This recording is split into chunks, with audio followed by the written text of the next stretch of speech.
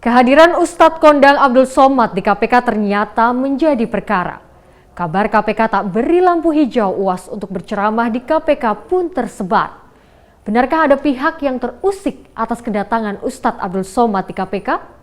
Bersama saya Desti Kusumo, inilah cover Story One. Mengapa Ustadz Somad terus dipersulit?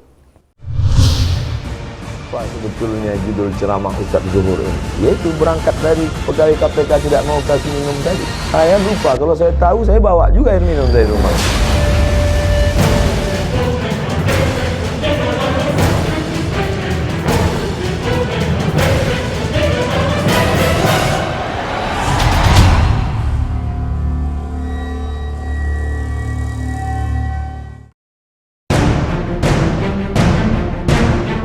Siraman rohani Ustadz Abdul Somad bagi pegawai KPK di Masjid Al-Ikhlas rupanya berakhir polemik. Bangga, sombong pada yang setetes. Pimpinan KPK ternyata tak ikhlas bila dai 1 juta viewer itu singgah ke lembaga anti rasuah memberikan nasihat agama. Ketua KPK Agus Raharjo sampai mengingatkan soal toleransi dan kesetiaan terhadap NKRI. Agus berujar pimpinan KPK sebenarnya sudah melarang pegawainya mengundang Ustadz Somad karena rekam jejak kontroversialnya. KPK itu kan harus inklusif, harus imparsial. Jadi nggak boleh KPK itu kemudian ngikuti kontroversi yang ada di masyarakat. Jadi kalau saya pribadi kan ya mengakui kapasitasnya UAS, orangnya pintar, dan kemudian juga lulusan dari Timur Tengah, itu kan pasti jauh lebih tinggi dari kebanyakan orang lah ilmunya. Tapi kan pernah membuat kontroversi, itu yang pimpinan kemudian pada waktu baik malamnya itu memberitahu, pimpinan sudah ngomong sebaiknya jangan, karena yang bersangkutan pernah membuat kontroversi. Hanya itu aja. Yang namanya umaro, pemerintah itu harus menghormati ulama. Saya pikir kalau UAS tahu, mungkin UAS nggak akan hadir. UAS tuh nggak butuh undangan-undangan begitu. UAS tuh puluhan juta umatnya. Saya aja nih mau ketemu UAS, kangennya setengah mati, nggak mudah. Namun, larangan ini seakan diabaikan. Sang dai ternyata datang mengisi kajian siang di Masjid KPK, diikuti foto bersama pegawai yang memantik polemik. Pandang apa yang melekat di ujung jari, apa yang menempel di ujung jari. 19 November lalu, Ustadz Somad pun dengan gamblang menyatakan tujuannya di KPK. Siang hari ini sholat zuhur, setelah itu ada kajian dalam rangka penguatan mental.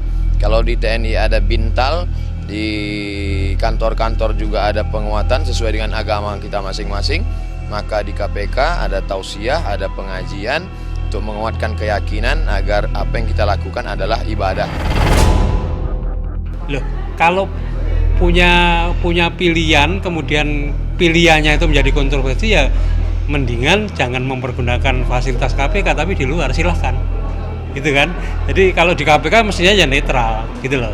Jadi jangan KPK itu dibenturkan dari berbagai macam kelompok. Itu poinnya itu.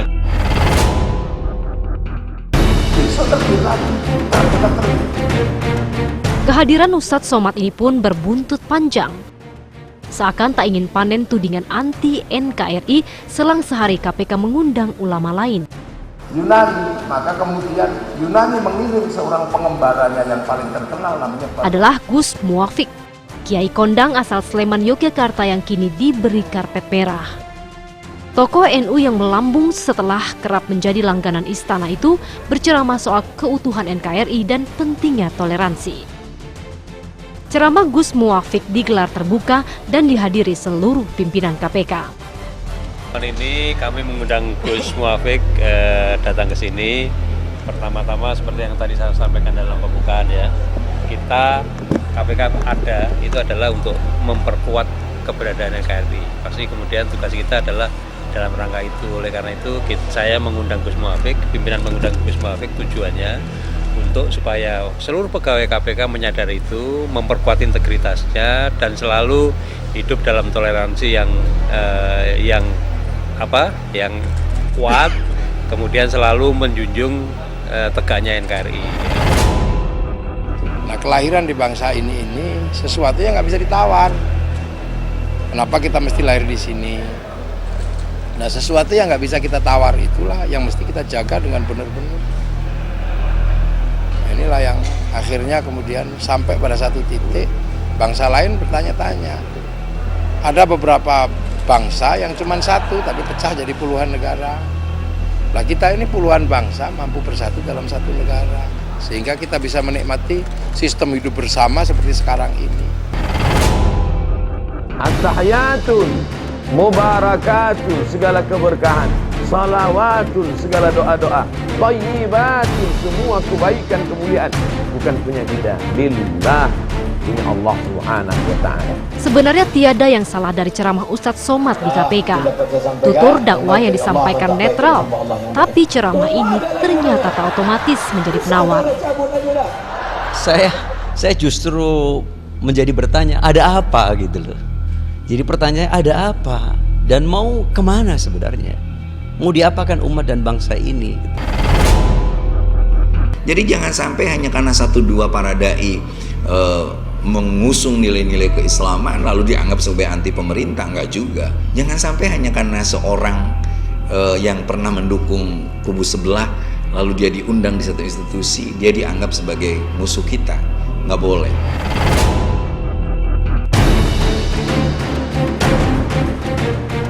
Indikasi kentalnya upaya membendung kiprah Ustadz Abdul Somad di lembaga pemerintahan akhirnya kembali diseret ke ranah politik. Sepak terjang para elit yang mencampur urusan agama dengan politik rasanya tak pernah reda meski tahun politik telah berlalu. Mengenai latar belakang politik seseorang masa lalunya kemudian berseberangan dengan kekuasaan, ini namanya nggak move on juga pemerintah.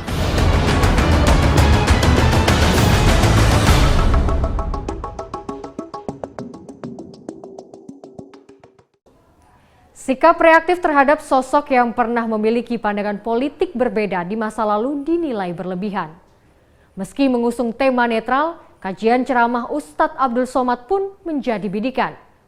Mengapa negara seakan belum keluar dari pilihan politik masa lalu?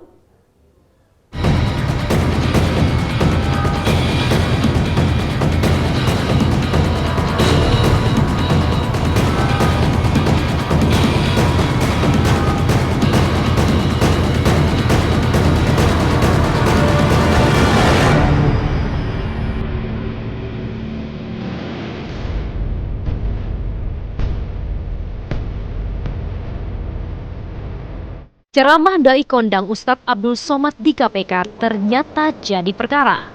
UAS mengisi tausiah di Masjid Al-Ikhlas yang terletak di dalam gedung merah putih KPK. Kegiatan itu digelar tertutup dan hanya untuk konsumsi internal KPK. Meski demikian, UAS pun memberikan pernyataan di hadapan media tentang apa saja isi ceramahnya siang itu ketika hendak meninggalkan KPK. Temanya tentang integritas.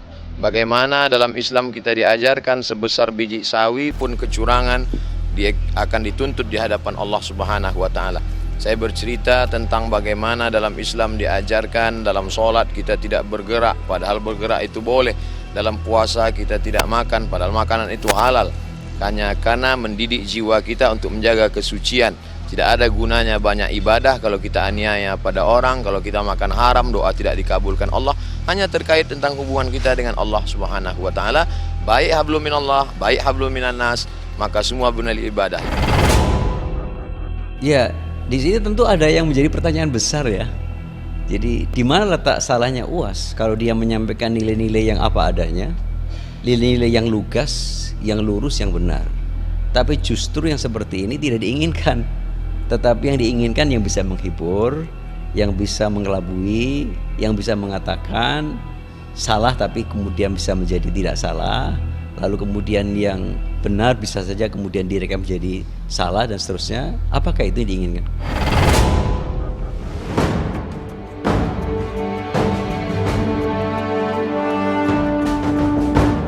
Tema kajian yang disampaikan Ustadz Abdul Somad memang tak ada ditemukan kesalahan.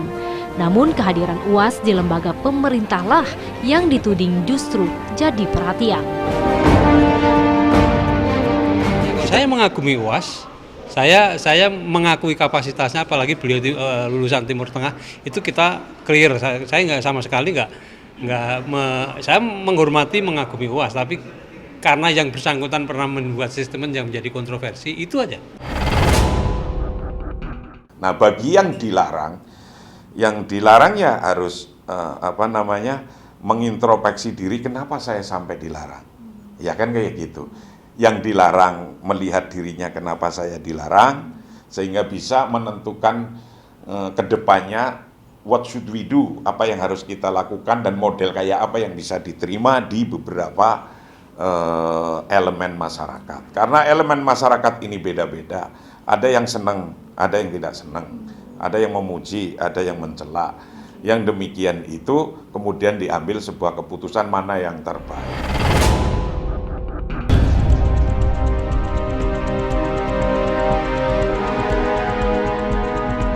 Sikap reaktif pemerintah terhadap sosok yang pernah memiliki pandangan politik berbeda di masa lalu dinilai berlebihan. Pemerintah seakan tak pernah bangkit dari riuh persaingan politik. Ulama semestinya tak lagi dibatasi oleh ruang dan waktu saat berdakwah. Kalau ustadz itu kalau berdakwah dibatasi oleh ruang dan waktu, bukan ustadz lagi. Ustadz justru malah dia akan terbuka, akan membuka diri kepada siapa saja, termasuk agama lain mengundang beliau pun. Dalam perspektif sejarah keagamaan, saya juga sependapat. Oleh karenanya, kita harus memandang dengan bijak. Kalau orang yang melarang-larang itu sesungguhnya itu dalam istilah sosiologi agama dan psikologi agama, orang yang bermasalah. Kalaupun ada 1-2 perkataan mereka yang berbeda dengan yang diinginkan oleh pemerintah, menurut saya jangan lalu ditolak. Jadi saya sangat menyayangkan penolakan dari para dai yang dianggap membahayakan pemerintah. Sebelah mana bahayanya kan kita bisa kritik dia. Seperti itu. Pimpinan KPK menurut saya perlu bijak melihat UAS ketika ceramah pertama. Kan KPK sudah memberikan otoritas misalnya kepada pengurus masjid di situ. Nah, otoritas itu mereka gunakan secara baik. Jadi dan tema yang disampaikan oleh UAS, kalau menurut saya baca di media itu sah-sah aja kok, nggak apa-apa, malah bagus mengingatkan orang untuk tidak korupsi dan lain-lain. Mengenai latar belakang politik seseorang masa lalunya kemudian berseberangan dengan kekuasaan, ini namanya nggak move on juga pemerintah.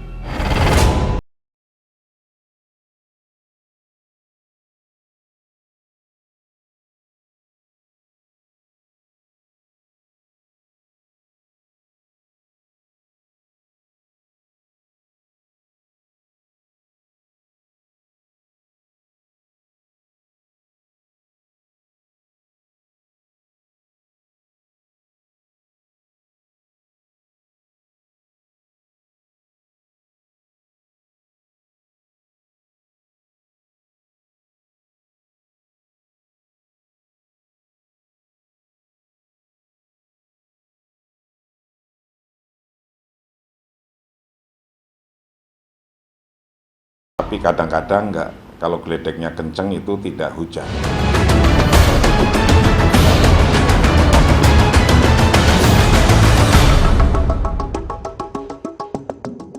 Gerak-gerik Ustadz Abdul Somad seperti tak pernah sepi dari sorotan. Riuh ceramah UAS di KPK pun mengisyaratkan sejumlah kalangan tampaknya masih memelihara alergi terhadap sang ustadz. Itukah dinamika yang harus dihadapi oleh penyeru kebaikan? Banyak orang khawatir kalau saya ceramah. Kalau saya pergi ceramah, dihadang, gak boleh datang. Untuk apa? Menghadang saya itu untuk apa? Saya tidak mau.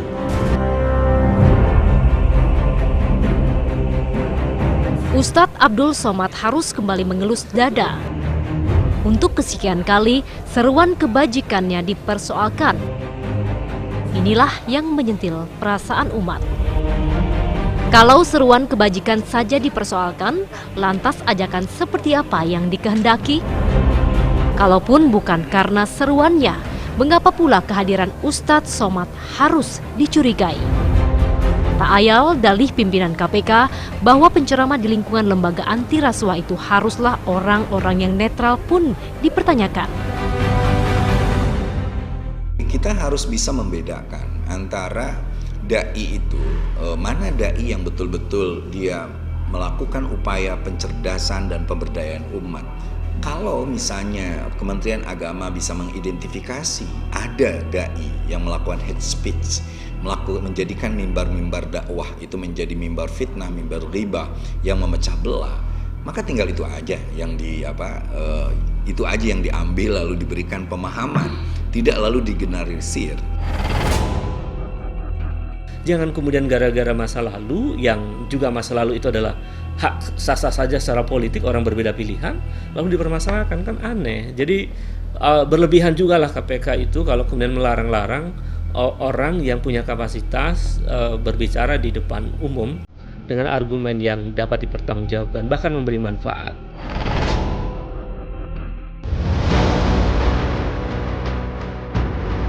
Menariknya, 2 hari usai ceramah UAS di KPK itu, Menteri Agama Fahrul Razi dikabarkan berencana mengerahkan 260.000 penceramah demi menangkal radikalisme.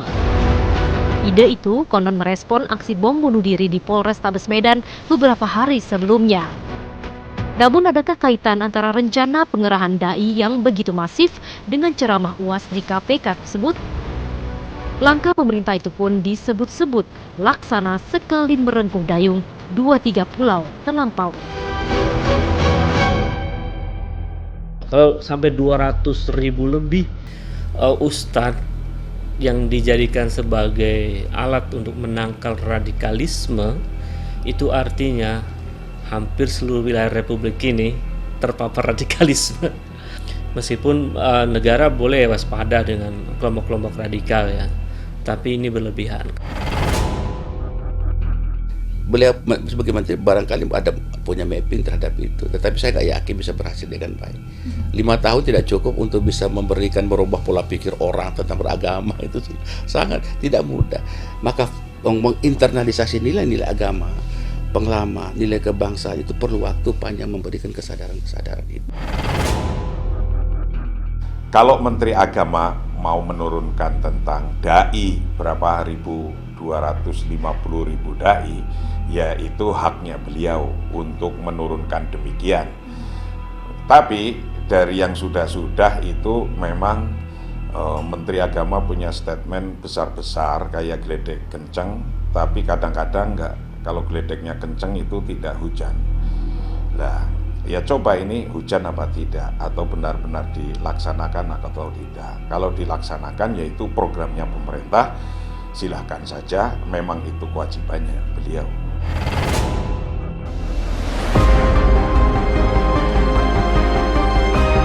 Buntut panjang ceramah UAS di KPK seakan memunculkan anggapan Ustadz 42 tahun itu dipandang radikal dan intoleran di mata penguasa.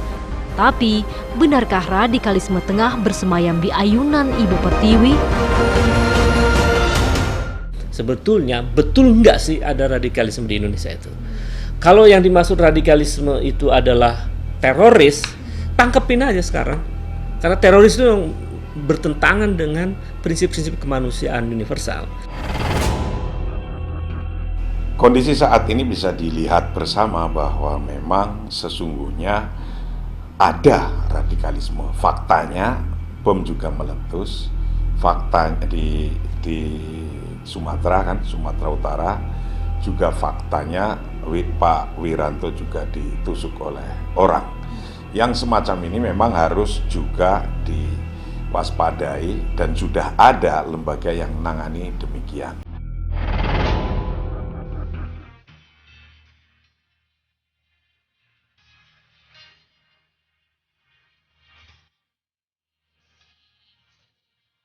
Radikalisme dan intoleransi seolah menjelma menjadi kata-kata sakti.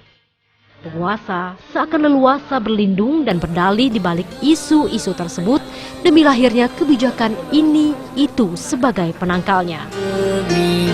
Padahal, apa dan siapa sesungguhnya radikalisme dan intoleransi yang dimaksud? Suara padu untuk itu pun masih ditunggu.